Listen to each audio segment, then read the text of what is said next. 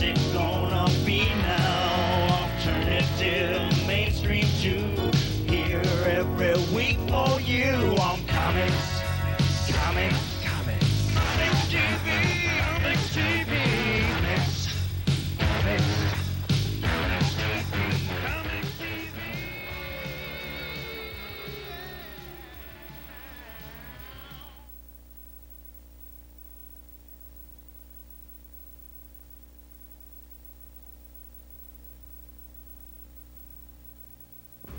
All right.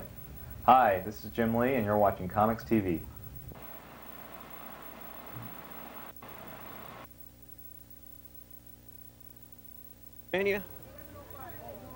It's only, just like that gentleman said, it's only 7:05, and there are plenty of people out here already. Hundreds of people. Let's go over and get a few people over here. How long you been waiting out here? Since 10 to 4. 10 to 4. And who are you here to see? Jim Lee. All right. Obviously.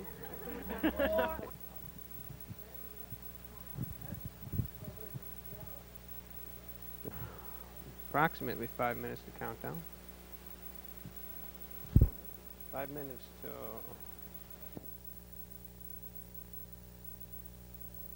Oh, okay. There's Jim. Crowd outside screaming as he arrived. This is the image god that many people have been waiting for. And the team is now complete as they all arrived here.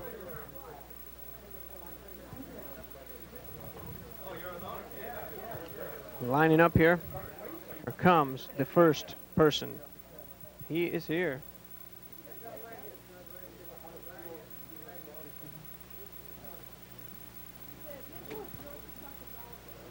Here they come, and they're going to have a nice... Oh, it's better over here? Why? Oh. But you can't get Jim. That's okay.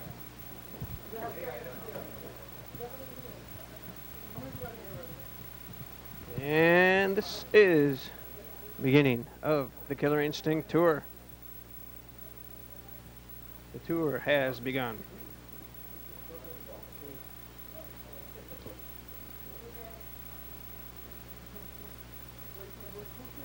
Everything out of the bags, guys. And there's 2 items. 2 items? 2 items. 2 items. Keep it moving.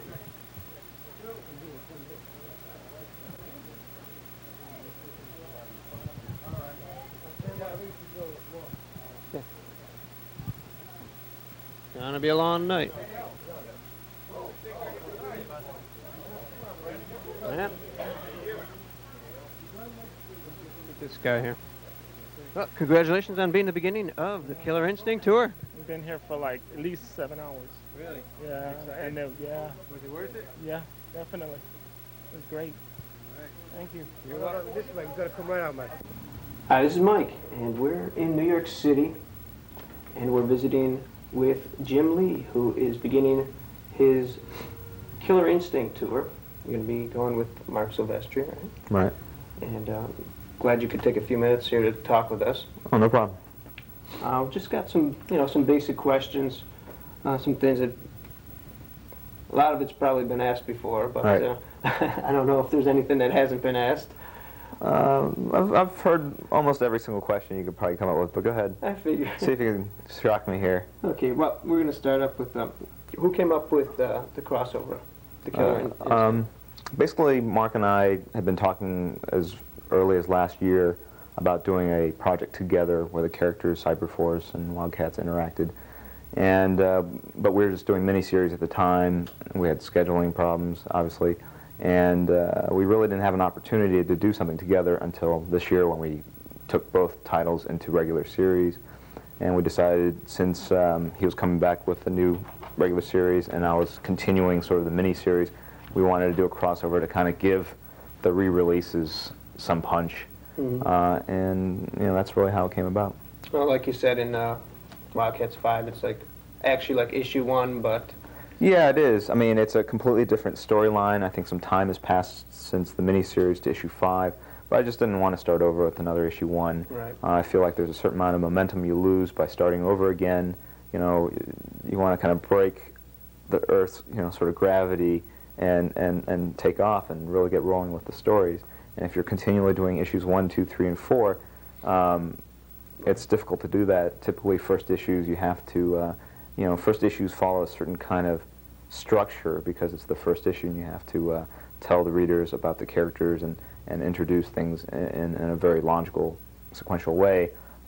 With an issue 5, you can just go ahead and assume that a lot of the readers Right. are familiar with the characters and get into another story that can have a different and more interesting structure than typical first issues. I think first issues are very difficult to plot and draw. That makes sense. Why were the characters that are involved in the Killer Instinct crossover chosen? Basically, Mark and I had both created characters with claws, metal claws. Obviously, there's a visual similarity there, and we wanted to make it sort of develop a story which revolved around the fact that the two characters look similar. Okay. And we came up with a common past. We came up with a sort of love triangle with this third character called Misery. And we developed a storyline which essentially is, Warblade's origin. And we started dropping hints about the storyline in Cyberforce Zero. And so, it's something that we planned on doing for quite a while. And Makes sense. Whose idea was it to organize this whole Killer Instinct tour? Basically mine, I think. Last year I was involved in the Deathmate tour, and I did the Midwest leg, and that was a lot of fun. I enjoyed that a great deal, going to a lot of small stores. Typically, usually you do a large convention and you get 10,000, 30,000 Right. people there, and that's great to see, so many people and everything. But there are a lot of people in the Midwest and smaller towns along the East Coast, the South, that don't have the means or the time to go to these shows, and it's good for us to get on a bus and go out there as opposed to going to a con and having them come to us. And there's just something very exciting about getting on a bus and going to a different location 3 or 4 times in a day and kind of being on the road. It's sort of a vacation slash, promotion slash work Right. trip, and we'll probably do more of these. I think it's the next thing. I think you're going to see a lot. I mean, Marvel is already doing stuff with their own characters. They're going to stores around the country, and we'll probably be doing another big tour this summer. Yeah, it's a great way to go to the people. So Right. you said, Well, we're also able to do a lot of media push and promotions in different cities along the tour. Trying to get some attention to comics to bring new readers into the stores. Right. And it's a grassroots way of doing it. Right. Right. Do you think that Image has lost anything over the past year in maybe not sales? Delays, we've lost some delays. I Yeah. mean, we've cut back on the number of books on Right. delay. I mean, sales definitely have come down, but that's true for all of the industries. I mean, the whole comic book industry is in a slump. I think a lot of the speculators are fleeing, which is good because I think there will be a return to the days when people bought comic books that they liked, not because of how much they're going to appreciate in a certain amount of time. They'll start picking up books that have good stories, good art, good characters, good storylines, and I welcome that. I mean, the numbers on Image are down, but you're comparing it to a year where they were just, astronomical. Right. But we're still in the, pretty much the top 50. Our books, Spawn's like number 1 or 2, Wildcats is 5 or 6, and then you have Cyberforce and Shadowhawk and Dragon and Youngblood and Stormwatch, and they're all in there in the 20s and stuff. I mean, we're doing pretty good as a whole.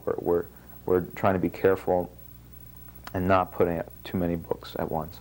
And as far as delays, we've set some internal policies that prevent us really from sending out late books, and we have a lot of pretty stiff penalties within the organization if you start blowing your deadlines again.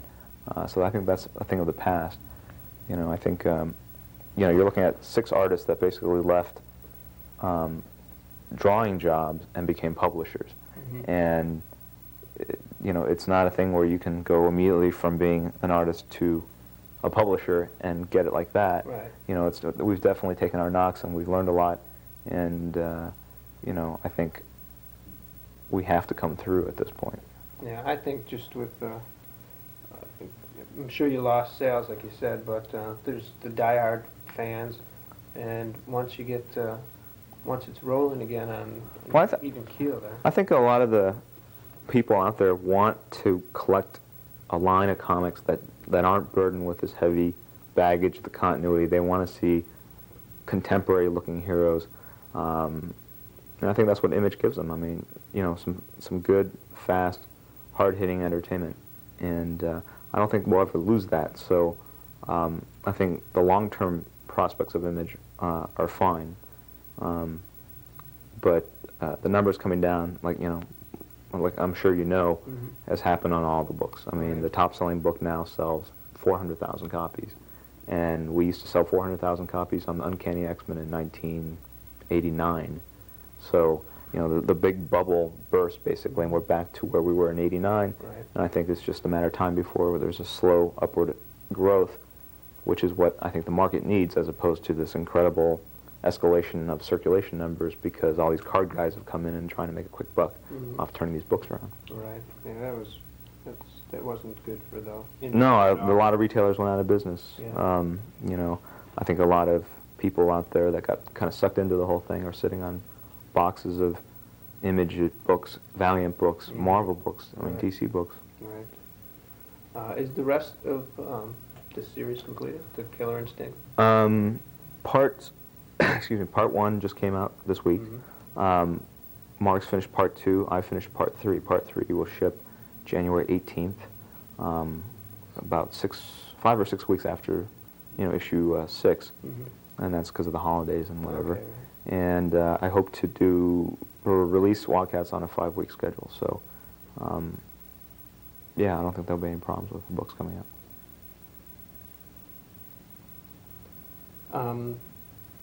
Has everything about you been said already?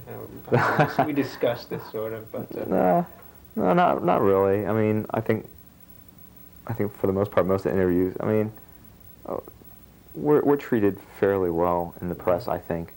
You know, I think people take shots at Image, take shots at us individually, but you know, it's certainly not, you know, tabloid level, which is great, because I would, you know, be completely repulsed, you know, to the industry if it ever devolved to that, you know. I mean, I like to talk about the work and what went into it, and I think that's probably the important stuff. Right. There was something there I forgot though. What do you like doing better? Do you prefer writing or do you prefer penciling? I'm not really a writer in the classic sense, in that I'd probably be more of what you call like a plotter. I sit around and I come up with ideas for characters, names, visuals. I come up with story arcs, and on a lot of projects like Gen 13 and Kindred, I'll sit down and lay out issues in real rough gesture drawings, and that's really how I kind of tell a story, as opposed to sitting down with a typewriter and writing out all the words, because in the time it takes me to write the characters sitting around a kitchen with high vaulted ceilings and broken tiles on the floor and cream cheese on the counter, and you know, I can do a real quick sketch with all that in there, and you know, I express myself in a visual way, I mean, as most artists do, and so it's kind of this quasi-writer artist thing that I'm actually doing. Go along with that, when you prepare layouts for like Wildcats, do you do just rough sketches, or do you actually do a lot of detail in them? I start out with rough gestural drawings, nothing too tight, and then I kind of lightly erase all my pencil lines, so I sort of see faintly what I had there before, and then I just take a sharp pencil and pencil over it. I try to keep it fairly spontaneous, because I think if you light box it and and transfer it and this and that, you lose a lot of the life and the gesture and the animated feel of the characters. And I also have a hard time drawing very small figures and things, and so I tend to work, full size. So working on the fold-out pages you did on 5. And that one was a little different because that was too large. I mean, the original is about this big. Oh, really? And when you're drawing something that large, you lose perspective of your proportions. Mm-hmm. So I Xerox each segment down, retape it up, and then shoot that down. So like the whole fold-out thing became about this big. Oh, yeah. And then I looked at that and said, well, the leg's too short or it's too thick or whatever. And then I would make changes on the small Xerox and blow it back up and then lightbox it. So I lost a little bit of life there, but that was the only way I could really do it and still keep my proportions in balance. What was the purpose in doing that? Was that just to do something different? I've had that idea in my head for months, and I just needed an opportunity to do it, and I did it for issue 5, which was the re-release of the book, and I just wanted to give something extra in the book, unpromoted, unannounced, that would literally jump out of the comic book. Yeah. And we talked to the printers, and we spent a lot of time developing the technique, and it was a very simple way of doing something unusual, and it allowed me to get some pretty big, effective panels in there. Yeah, they look great. Thank you. Now, do you think the comic books have reached a point where they've reached as many people in America as they're going to? Because I know in other countries they're treated more like literature. Right. That's a hard thing for me to say. I mean, I think superheroes are really taking off in the mainstream. With X-Men cartoons. Mm-hmm. You're going to see more superhero cartoons next year. There are a lot of superhero action figures now. They're selling very well. So I think more people are aware, cognizant of superheroes, but not necessarily buying comic books. I think what we're going to need to get comic books out to more people in the mainstream is probably some sort of chain, some sort of, unfortunately for some of the smaller mom and pop stores, someone with a lot of capital to come in and invest heavily in promoting comics on TV, getting comics out there in stores where people normally go just to get other things like videos and magazines, records. Right. Yeah, that would make sense. Do you feel your art style is tremendously different from the rest of the Image creators? Your brotherhood? The brotherhood. I think my work tends to overlap more with Rob Liefeld's work or Will Portasio's. I think Todd's kind of got his own thing going. Eric Larson's got his own thing, and so does Jim. It's kind of unusual that Rob, Wilson, and I all worked on the X books together. There are a couple other artists that work for Image on some of the other projects that do a similar kind of technique, which is a lot of this parallel line hatching you see, which is uplighting on the figures. And I'm actually moving away from that. Like in the next couple issues, I'm probably going to be spotting more blacks where I have gray areas, and do less of the underlighting. Just because I'm getting a little tired of all the cross hatching and stuff, and I want to take the work in a different direction. Just out of curiosity, when I know in some of yours and some other ones, a lot of times the feet will like just disappear. When there's when there's like smoke or something like that, or even when they're standing up with them. And like maybe in a little background, it's like they almost sort of just fade away. Like there are no feet. It just goes to ankles. It's just instead of there's not as much detail in the bottom of it. Never noticed that. Well, I think. Are you talking about the really itsy bitsy figures? Because when they get really small, I don't draw hands or fingers. You just kind of keep you gotta get the head and then pretty much just their rib cage and their pelvis. Right. But as they get a little larger, about this size, I tend to do smaller feet. I tend to get kind of abstract with it. But it's a stylistic. Right. I was just curious. Where's it? Hold that one. Oh, something like this. Is that like shadow? Right. Oh, yeah. Hey, look at that.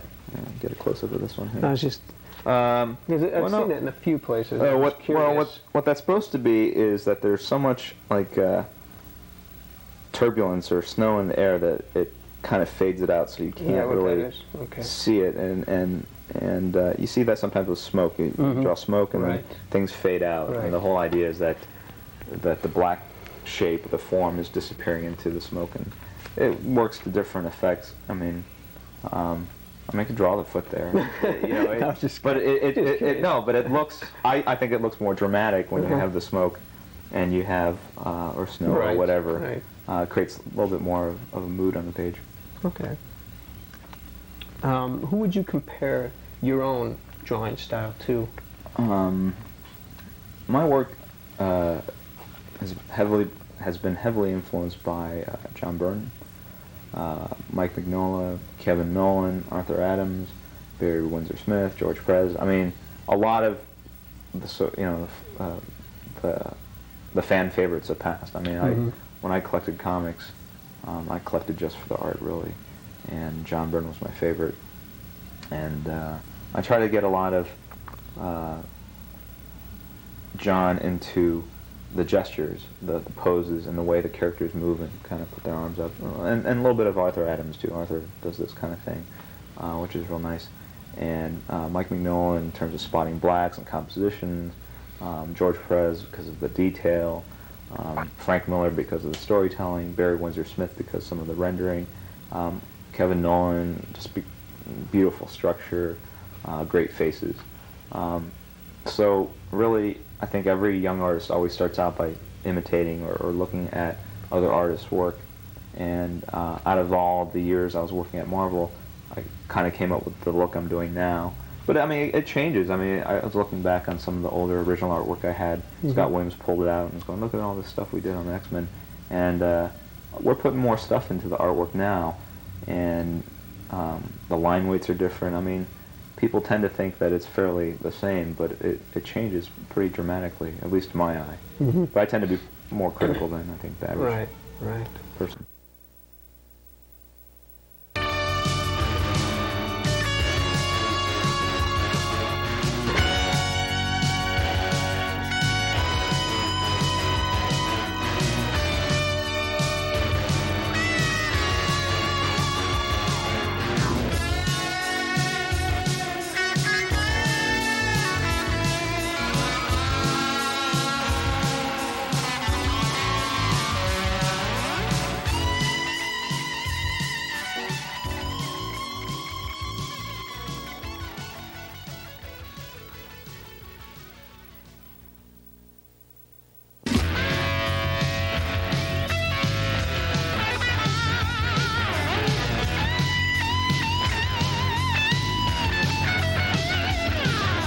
Spider-Man, Superman, they're all coming right to you.